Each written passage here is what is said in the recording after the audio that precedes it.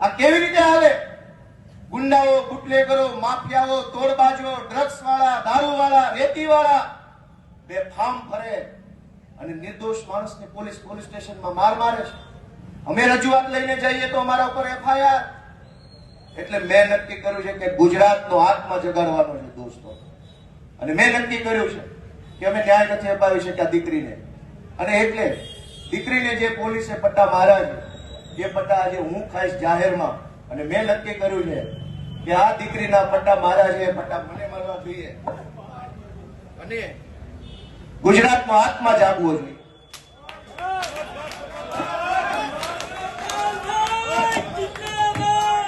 ગુજરાતનો આત્મા જાગવો જોઈએ. હવે ગુજરાતનો આત્મા જાગવો જોઈએ. મૂકી દો. આત્મા જાગવો જોઈએ ગુજરાત આખાનો. દીકરીને પટ્ટા કેવી રીતે પોલીસ મારે? મૂકી દો. ગુજરાતનો દોસ્તો આત્મા જાગવો જોઈએ. આત્માની અંદર લાગવું જોઈએ. દીકરીને પોલીસ કેવી રીતે પટ્ટા મારી શકે? દોસ્તો, આ સજા મને મળવી જોઈએ. આ સજા મને મળવી જોઈએ. જેને દીકરીઓ, ગુજરાત આખાની દીકરીઓ પર અત્યાચાર કર્યા, સજા મને મળવી જોઈએ. દોસ્તો, અમે ન્યાય નથી અપાવી શક્યા એનો મને અફસોસ થાય છે. અમે ન્યાય નથી અપાવી શક્યા.